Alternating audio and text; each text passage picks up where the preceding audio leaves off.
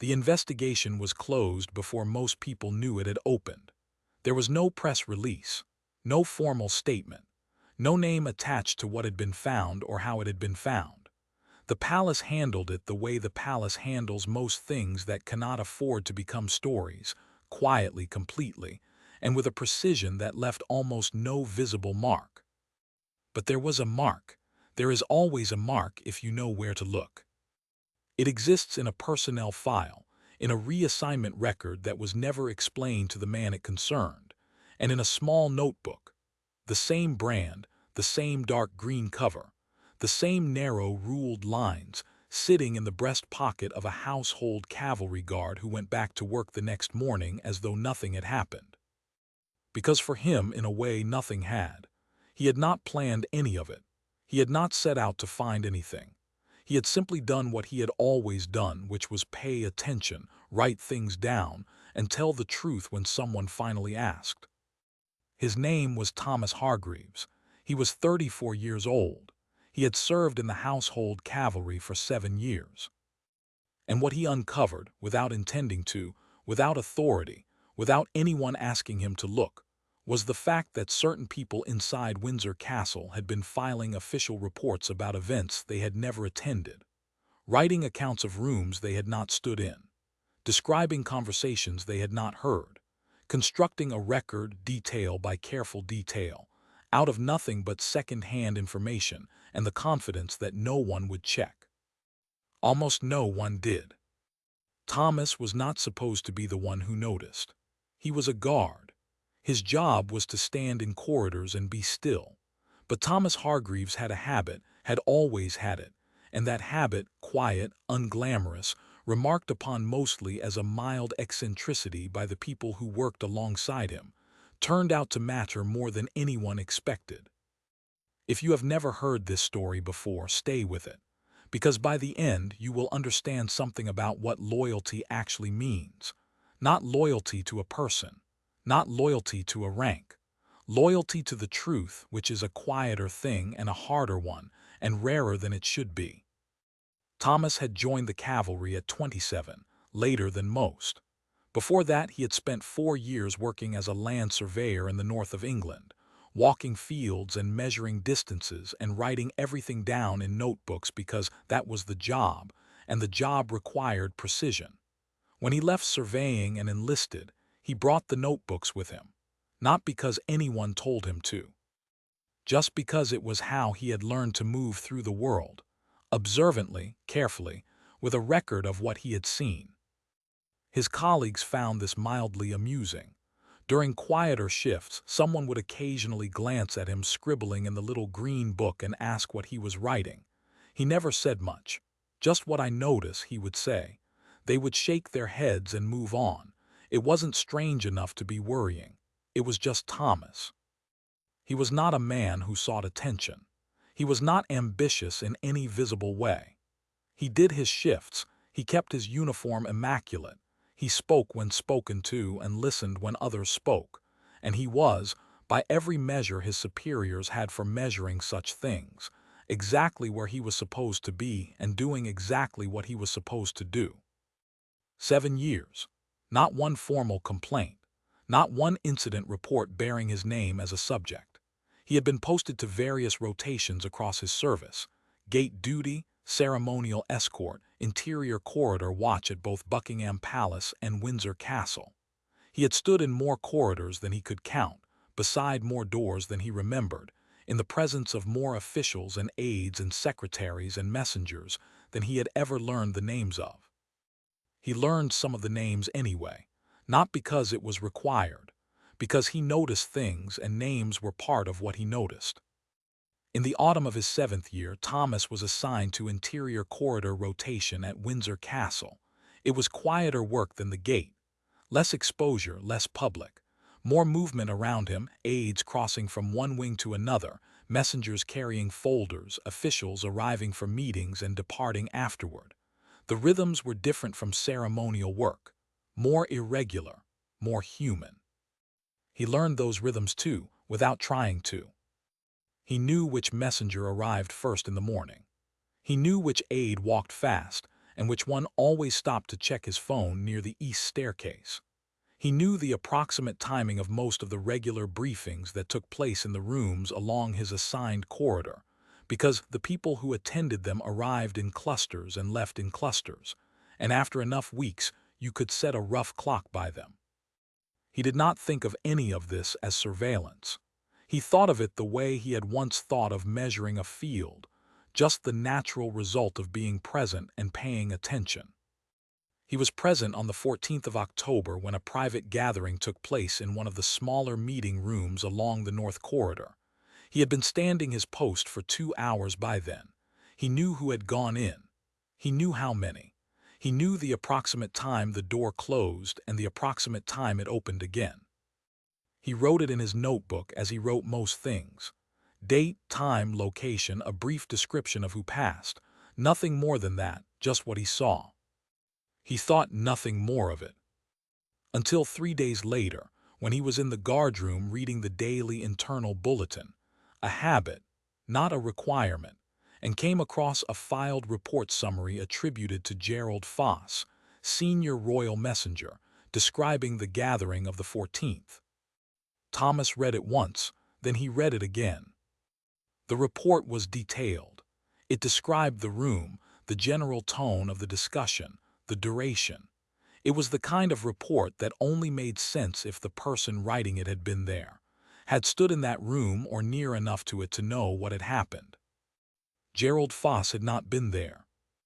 Thomas knew this with complete certainty, because Thomas had been standing 12 feet from the door for the entire duration of that gathering, and Gerald Foss had not passed him once, not on the way in, not on the way out, not at all. He sat with the bulletin for a long moment. He looked at the name again. Gerald Foss, senior royal messenger, 7 years of service or close to it, a man Thomas had seen in corridors dozens of times, a man who nodded when he passed and occasionally exchanged a word about the weather. Thomas closed the bulletin. He opened his notebook. He turned to the entry for the 14th of October and read what he had written. Then he turned to a fresh page and wrote the date. He wrote Foss's name. He wrote the title of the report.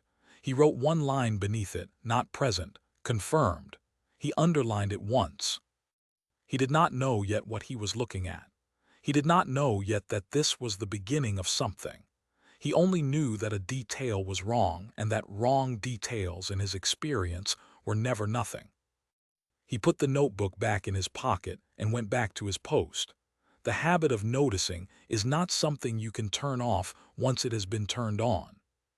Thomas had learned this about himself years before Windsor Castle, years before the household cavalry, back when he was walking surveying lines across fields in Yorkshire, and his supervisor had told him early on that a good surveyor does not look for errors.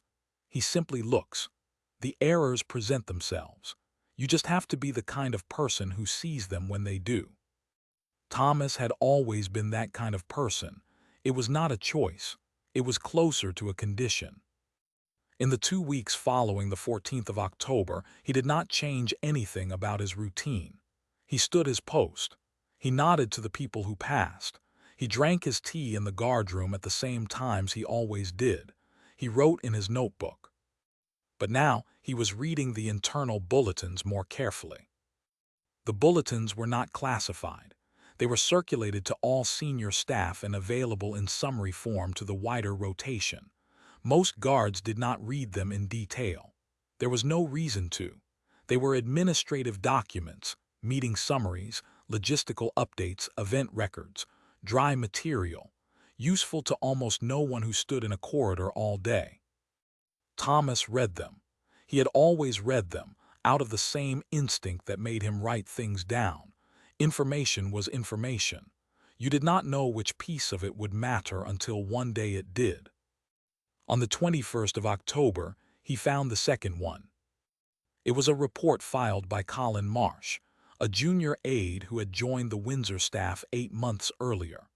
The report described a briefing that had taken place on the 19th. A morning session in a room 2 corridors away from Thomas's rotation. Thomas had not been posted there that day. He had been on the East Corridor, a different assignment.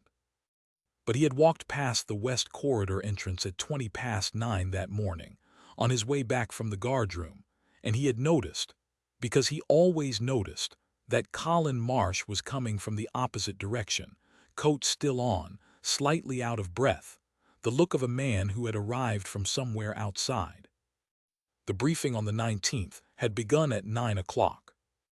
Colin Marsh had not been inside the building at 9 o'clock. He had been arriving at 9:20, from outside, coat on, slightly out of breath. His report described the briefing's opening remarks. Thomas turned to a new page in his notebook. He wrote the date. He wrote Marsh's name. He wrote what he had observed on the 19th, the time, the direction, the coat, the breath. He wrote the title of the report. He wrote, "Not present at opening.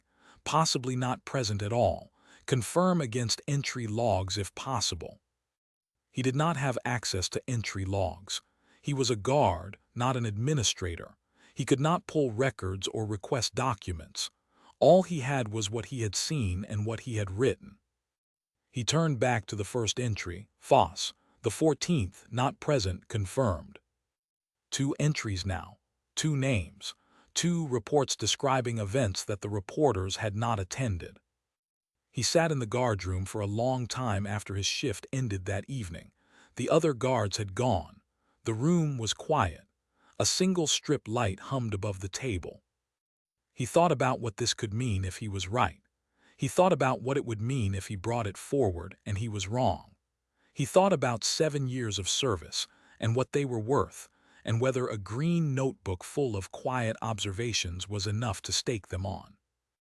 Then he thought about something simpler. He thought about what his old surveying supervisor had told him, the same day he had explained how to look rather than search. He had said, "The map is only useful if it is honest. The moment you start recording what you wish were true instead of what is, the map becomes dangerous. It looks right. It feels right. But it will take you somewhere that isn't there." Someone was making a map of events that hadn't happened, filing reports about rooms they had not stood in, conversations they had not heard, hours they had not been present for. And if no one caught the errors, those reports would be read and cited and built upon, and decisions would be made on the basis of accounts that were, at their foundation, simply not true. Thomas was not a dramatic man, but he understood what that meant. He had understood it the moment he read Foss's name beneath a report describing a room Foss had never entered. He opened his notebook to a fresh page. He wrote at the top, "What I know, what I saw, what I cannot yet explain."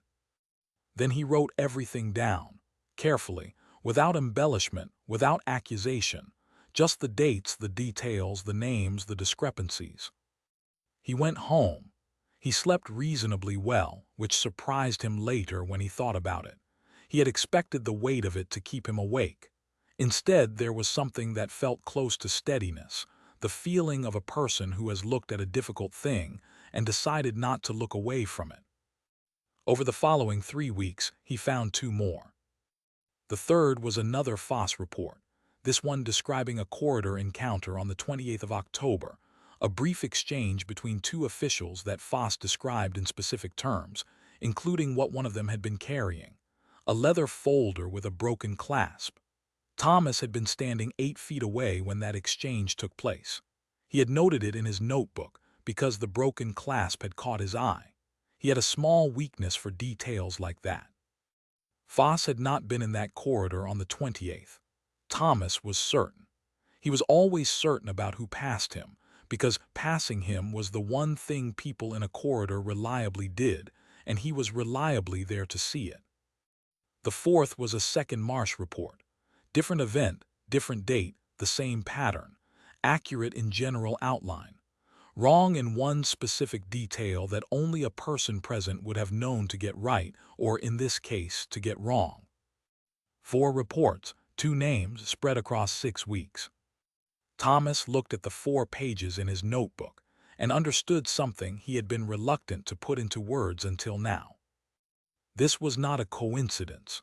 This was not carelessness. Someone was constructing a false record, not clumsily, not obviously, but with care, and with access to enough accurate background information that the errors were small. Small enough to be invisible to anyone who had not been physically present at the events being described. The errors were only visible to someone who had been there, someone who had stood in those corridors and written down what they saw. Someone like Thomas. He thought again about saying nothing. He understood the logic of it. He was a guard. This was not his domain. The people named in his notebook held positions far above his in the institutional order of things. Gerald Foss had 7 years of service. Colin Marsh was junior, but he had been brought in by someone, vouched for by someone, and that meant he had connections that Thomas did not. To bring this forward was to point a finger at people with more standing than him, with more access than him, on the basis of a personal notebook that no one had asked him to keep. He thought about all of that. He thought about it carefully, the way he thought about everything. And then he went to find Captain Elaine Worth. Captain Elaine Worth had been with the Household Cavalry for 11 years. She was 41 years old. She was the kind of officer who made decisions without needing to discuss them first, who listened without performing listening, and who had a reputation among the people she supervised for being exactly as fair as she was precise, which was very. Thomas had spoken to her perhaps a dozen times in 3 years. She was not distant, but she was not casual either. There was a quality to her attention that made you want to say things correctly, not because you feared her, but because she would notice if you didn't. He found her in her office at the end of the morning rotation on a Thursday. He knocked.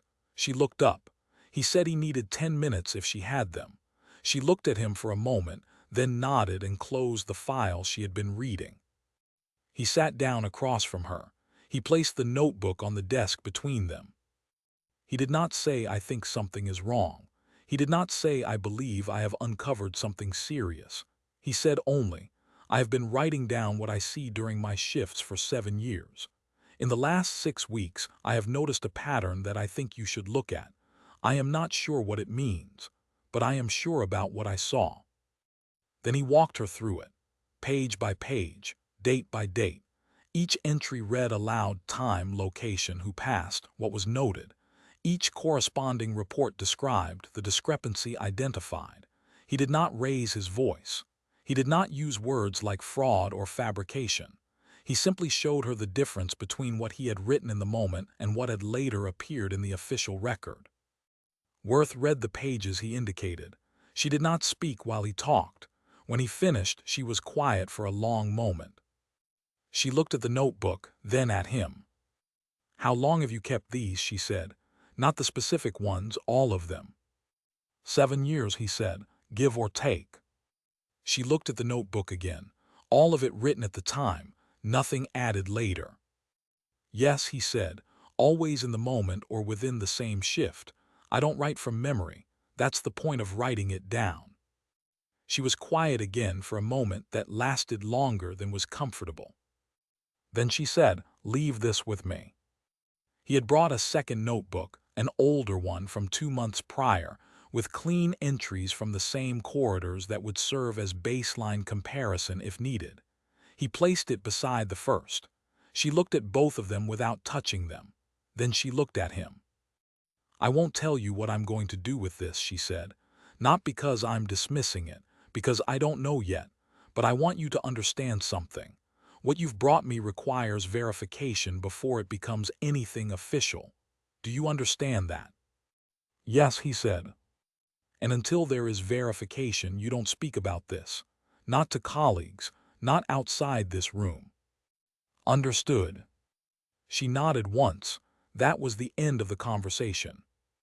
He walked out of her office not knowing what came next, not knowing if the notebooks would be cross-referenced against entry logs or quietly placed in a drawer somewhere, not knowing if Worth believed him or was simply too experienced to show doubt, not knowing if he was honest with himself, whether bringing it forward had been the right thing or the thing that would unravel 7 years of a career he had built carefully and without drama.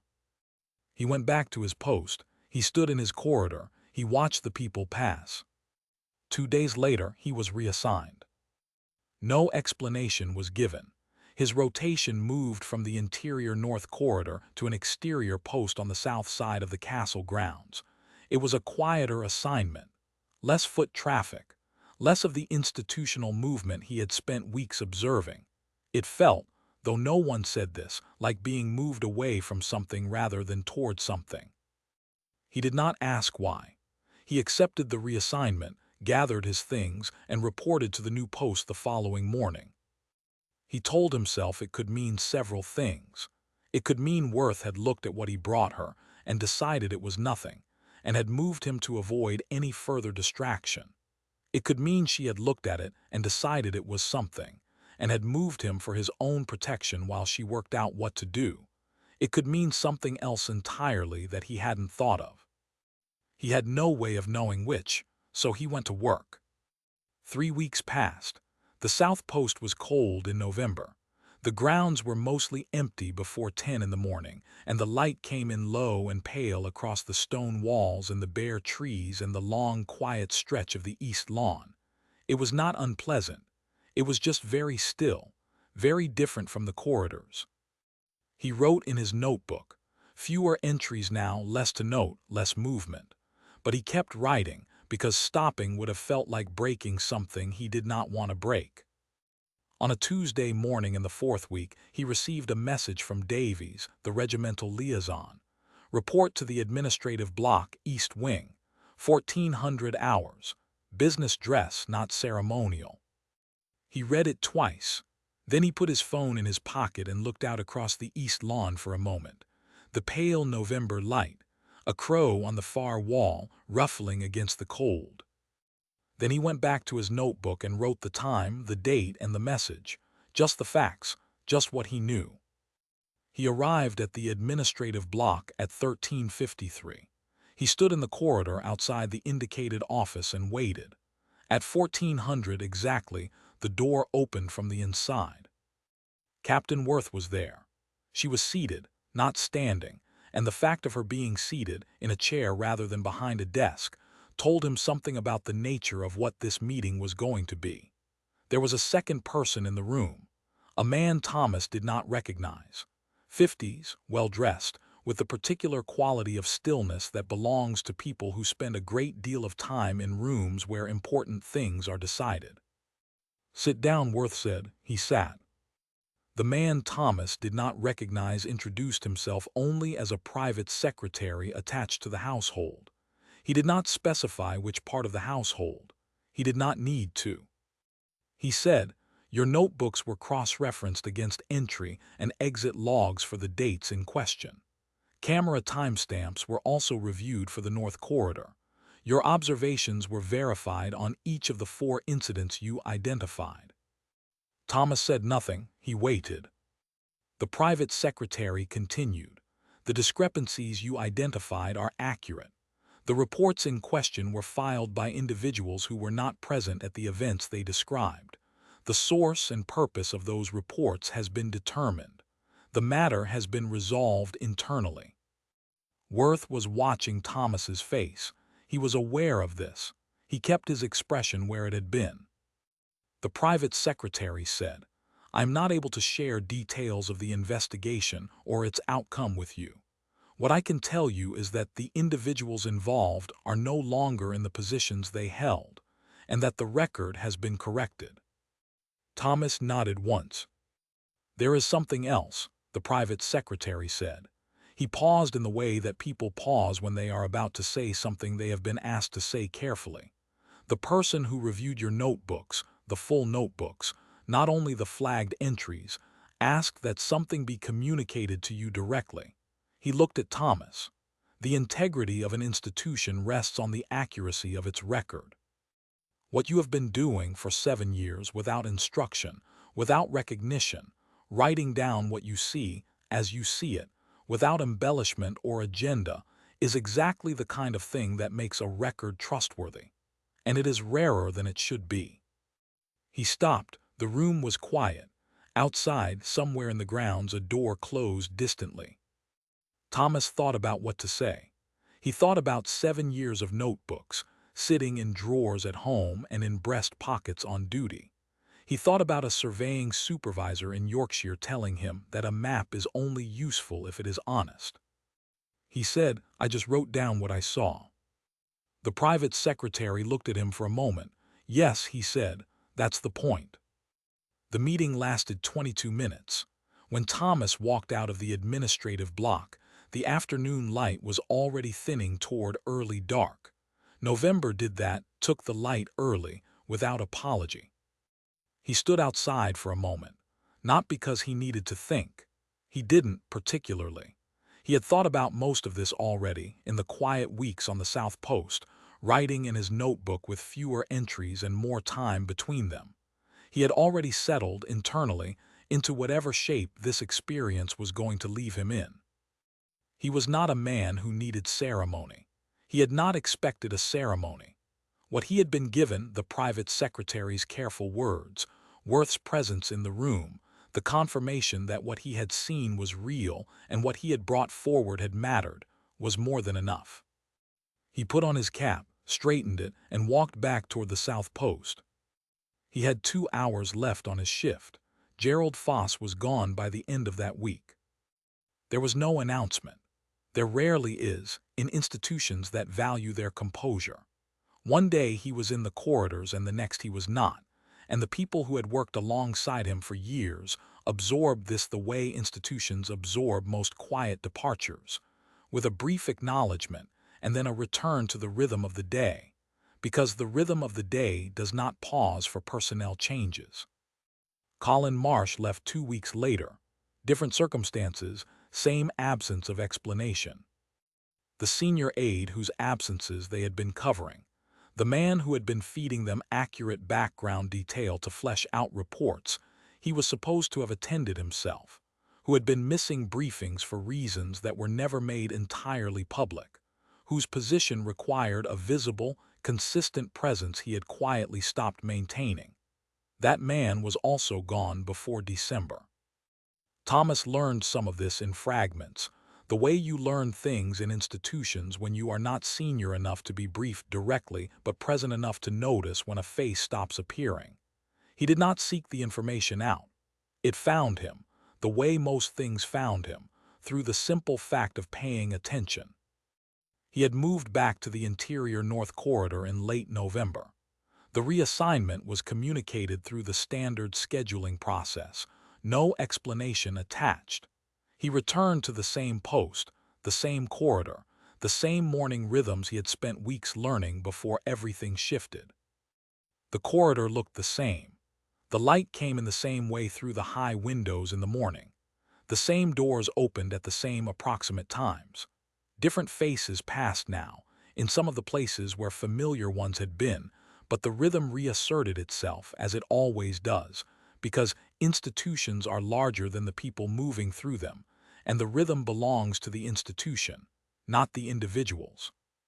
Thomas stood in his corridor and watched the new faces learn the rhythm. He wrote in his notebook. He had started a new one the evening after the meeting in the administrative block. He had sat at his kitchen table with the old notebook open in front of him and the new one beside it, still blank, and he had thought about what it meant to begin again. Not because the old one was finished, it still had pages, but because something had completed quietly, and it felt right to mark that in some small way. He had opened the new notebook. He had written the date. He had written the location. Then he had written one line that he did not usually write at the beginning of a notebook. He usually just began with an observation, a time, a detail, but that felt necessary this time. He wrote, "Write what you see, not what you expect, not what is convenient, what you actually see." It was not a new thought. It was the thought he had been operating on for 7 years. He had just never written it down before. It felt, writing it now, like something worth keeping. He closed the notebook and put it in his breast pocket. His colleagues would tease him about it tomorrow, as they occasionally did. He would say the same thing he always said, "Just what I notice." They would shake their heads. He would go back to work. He thought, sitting at that table in the quiet of the evening, about what the private secretary had said. that the integrity of an institution rests on the accuracy of its record, that it is rarer than it should be. He had not known, when he started writing his first notebook 7 years ago, that it would ever mean anything beyond his own quiet habit of organization. He had not imagined that a surveyor's instinct, transplanted into a palace corridor, would one day be cross-referenced against camera timestamps and entry logs, and used to confirm a pattern of deception that had been invisible to everyone with more authority and better access than him. But that is how these things work, he thought. The person who catches the error is rarely the person you'd expect. It's the person who was present and paying attention and wrote it down. It is almost always that simple and almost always that quiet. He poured himself a glass of water. He sat with it for a while. He thought about Foss, not with anger, because anger had never been part of it, but with something closer to a kind of sadness. 7 years of service. A reasonable record, presumably, in the years before whatever had led him here. He had not set out, Thomas suspected, to construct a false record. He had set out to help someone or to protect something, and had made a series of decisions that each looked smaller than they were until they accumulated into something irreversible. That was how most serious errors happened. Not in one large moment, but in a sequence of small ones, each of which felt manageable at the time. Thomas understood that. He did not excuse it, but he understood it. What he found harder to understand, and had spent more time thinking about, was how it had gone undetected for as long as it had. 6 weeks of entries in his notebook, 4 incidents, 2 names, a clear pattern. And yet it had been there, presumably, for longer than 6 weeks. The ease with which it had been done suggested practice, confidence, the reasonable expectation that no one was comparing what the reports said against what had actually occurred. Because why would they? Reports filed by trusted messengers, by aides with institutional access, with enough accurate background to read as genuine. These were not the documents anyone scrutinized carefully.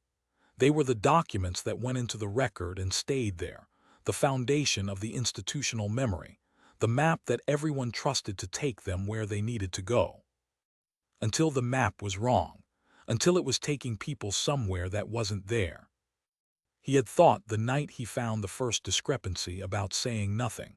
He had thought about it honestly and at length because that was the honest choice to consider. He was a guard.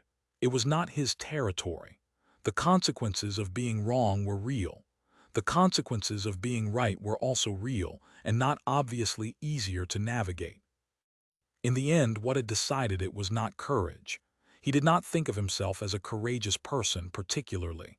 What had decided it was something simpler. He had written down what he saw. He had read what Foss had written. The two things did not match, and he could not look at that mismatch, knowing what it meant, and simply close his notebook and move on. The surveyor's instinct. The map must be honest. It must reflect what is actually there, not what someone wishes were there. The moment you start recording what is convenient instead of what is true, the map becomes dangerous. Thomas could not contribute to a dangerous map. That was all. He went back to work the next morning, and the morning after that, and the morning after that. The corridor was cold and quiet, and the winter light came in pale through the high windows, and the faces that passed were learning the rhythm of the place. And he stood where he was supposed to stand, and he watched and he wrote, and he did what he had always done.